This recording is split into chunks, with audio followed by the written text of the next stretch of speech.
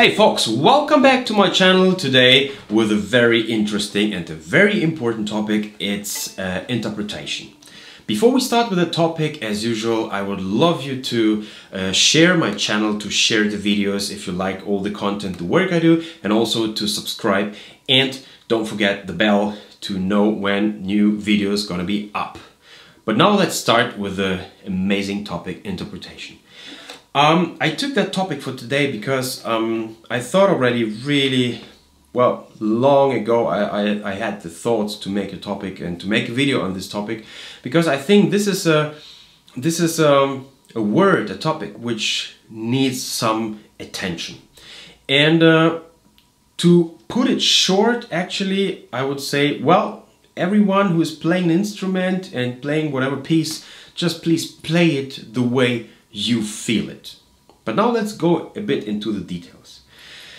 Before you start to interpretate whatever piece, there are three important points you need to know which are important. And these 3 points, by the way, they need to be really good. Point number 1, you need to play the right notes. Easy. Point number 2, you need to be good in all the technical aspects. Yeah, so you should we say in Germany, we say you should stand above the technique. Whenever you play a piece, always choose your music wisely. It shouldn't be too hard for you. It should be either the level you are or a bit above, but not too much. And point number 3, finally, you should be able to create an incredible sound, which is a non-stop sound. What I mean with this is, imagine if you play the violin, it's like breathing when you tell a story. And if you breathe, you never stop, right? Even if there is a little break in the telling, like in reading, whatever, but still you keep on breathing. So same here, if you play the violin, either you're able to play the bowings without stopping, so it's almost invisible where you change, where do you have your bow changes, or if you have breaks, whatever, then still you keep on in your mind, the music is still flowing, it's still going into a direction. This is the most important.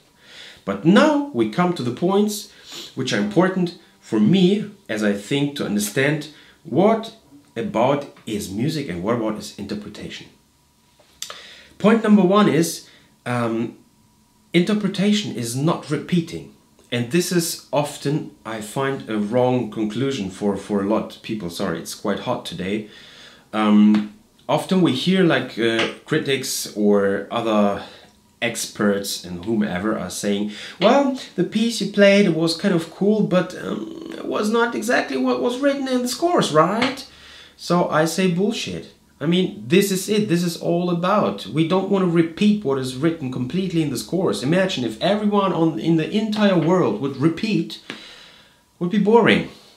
And that's why you shouldn't repeat. You should practice the notes, technique, sound, but then concerning dynamics and the rhythm and the tempo, you can really play around. And this is super important because the next point, number 2, is to play, to interpretate. It's not about the composer.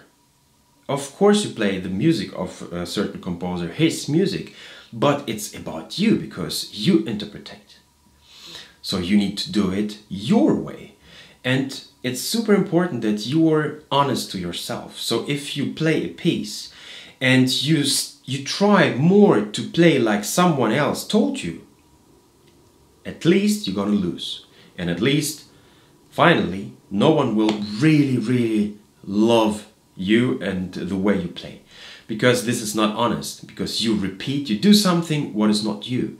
So what I say, if you play something and you feel, it could be a bit faster here, even if it's not written. Or it could be a bit more piano or more forte here, even if it's not written. Or maybe the opposite is written. So what? Just do it. It needs to be logic. This is important, okay? You just can't put a smash fortissimo and before after there's pianissimo, and if it's not written. Of course, I'm telling you, make it logic. Yeah, but tell your story. And this is why it's important. Because if you do so, you're gonna be honest. And the public, they always love someone who is performing with all the honest 100% you are. And this is gonna be your character and your personality. Point number 3, and this is what I said, then if you do so, it's gonna be you. Okay? And then in future, people, they won't go into a concert, and honestly, I mean, who is doing it? Who is going into a concert if it's written like an orchestra or a soloist is playing Tchaikovsky, Mozart, whatever? You don't go there because you know the piece is played. Of course, also you go there because of a certain composer or a certain piece. But if there's written, it's going to be played by Anne-Sophie Mutter or Pinchas Zuckerman or Zimmermann or Kavakos, you go there because you know these amazing characters are playing, these personalities. And I promise you, I never met one of these, I all, wrong understanding, I met them all, but I never saw them playing exactly what is written in the scores, specifically dynamic and tempo. It's really, they really take a lot of freedom, and this is so important because then you can say, okay, this is this soloist, this is this soloist. Okay, so be honest, and then the people will love you and they will adore the way you play. And also, now we come to point number 4, is the more colors we have in the entire world concerning the recordings and all the stuff with music, the better it is. Imagine everyone would just play the same shit. Okay, it's gonna be so boring and no one will go into the concert because it's all the same. We need colors and we need you playing maybe completely different. A good example is Bach. And often if you regard this aspect, Bach, how people played Bach 50 years ago, how do they play them the Bach today, and how will people play possibly in 50 more years? And you will see there is a huge change. The only thing never changed is Bach, the music, but what changed is the way the people played it, the interpretation. And so we come to point number 5, is that an interpretation doesn't mean to repeat, it means to interpretate.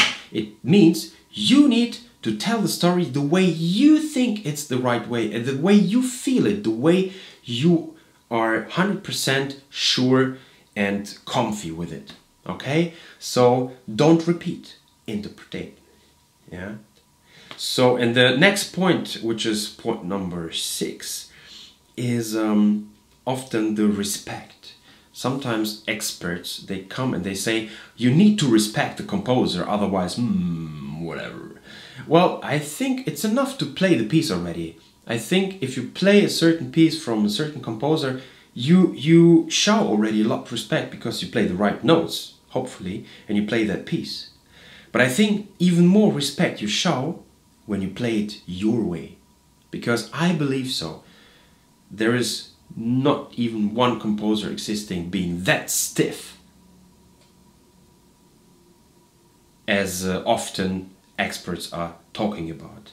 I think if a lot of composers they would be they were alive still, they would pass by and they will tell you, "Whoa, you have such an incredible instrument.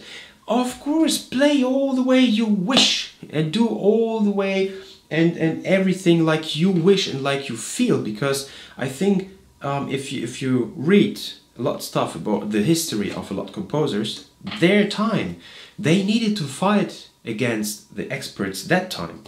And specifically Beethoven, for example, he had really a lot of clashes, a lot of problems with his composings, because the critics and the experts that time, they said, "Oh my God, this is just a catastrophe what he's writing." But he did it anyway, because he said, like, I won't create stuff what you just wish or whatever. This is what I feel, this is my composition, either you like it or not. And this is exactly what's happening today again. So if you play a piece and someone is telling you whatever, you can listen to it, of course. Sometimes also there are good stuff within. I mean, you can check if there is something you can take for you, but most of it you shouldn't listen too much, because this is an influence and you is you.